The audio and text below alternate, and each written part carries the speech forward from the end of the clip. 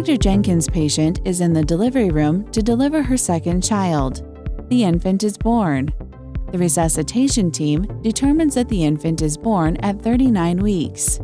When delivered, the baby boy is flaccid and is not breathing or crying. You position, dry, and stimulate the infant.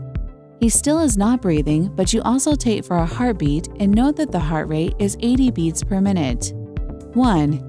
You know that a normal heart rate for a newly born baby is A. 60 beats per minute, B. 72 beats per minute, C. 80 beats per minute, D. At least 100 beats per minute.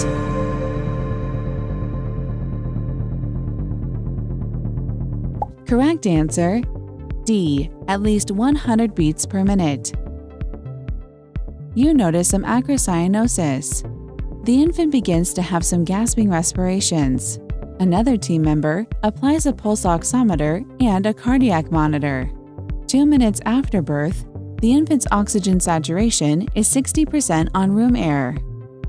2. At 2 minutes after birth, you would expect the baby's oxygen saturation on room air to be at least A. 60%, B. 65%, C. 70%, D. 75%.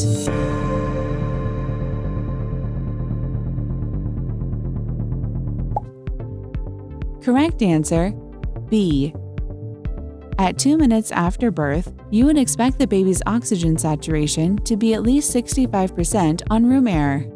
You reposition the infant and begin positive pressure ventilation using a bag valve mask device connected to a T-piece resuscitator. 3.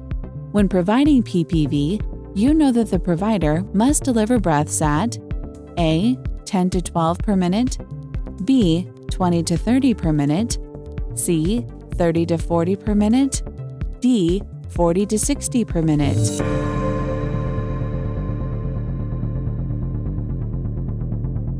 Correct answer: D.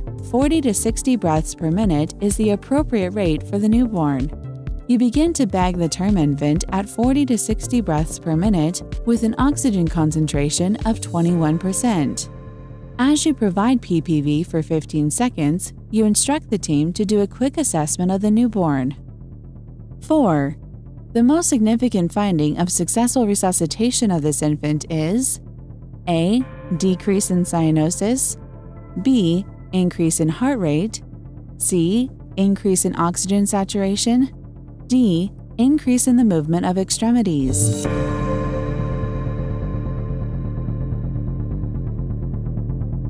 Correct answer: B. An increase in heart rate after 15 seconds of PPV is a good indication of the success of lung inflation. The team member doing the assessment announces that the chest is rising and the heart rate is still at 80 beats per minute. As a resuscitation team leader, you go through the Mr. SOPA interventions to improve ventilation and increase the heart rate. After an additional 15 seconds of PPV, the team reports that the infant's heart rate has fallen to 56 beats per minute. 5. You know that the next intervention you must do is A. Applying a laryngeal mask, B. Increase the respiratory rate, C. Intubate the baby, D. Increase the PIP on the T-piece.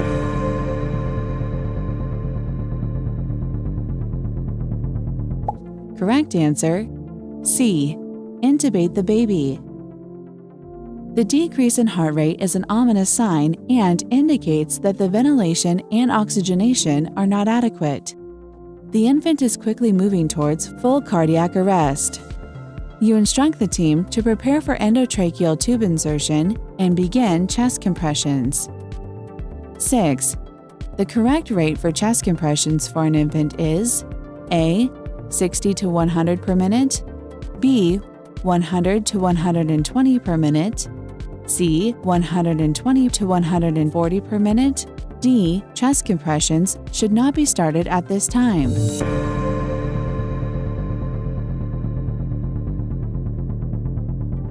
Correct answer: B. Compressions should be started at 100 to 120 compressions per minute. As chest compressions and PPV continue, you prepare to intubate the infant. 7. Given the 39 weeks gestational age and weight of 2,400 grams, you anticipate that the appropriate ET tube size would be A. 2.0 millimeters, B. 2.5 millimeters, C. 3.0 millimeters, D. 3.5 millimeters.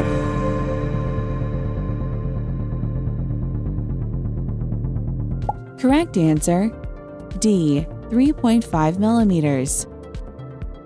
For a term infant greater than 34 weeks gestation, the clinician can assume that a 3.5 mm ETT would be appropriate.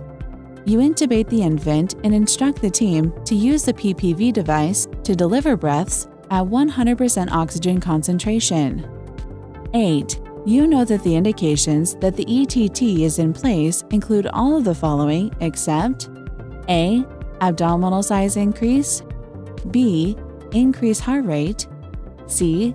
Symmetrical chest movement, D. Breath sounds oscillated in both lungs.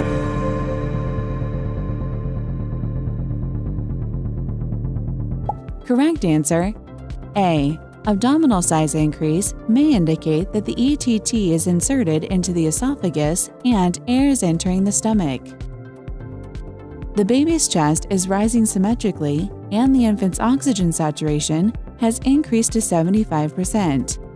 However, the heart rate continues at 56 beats per minute.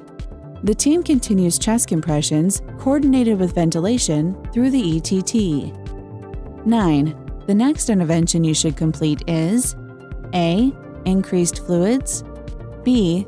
Thoracentesis, C. IV epinephrine, D. Cease interventions and allow the child to die.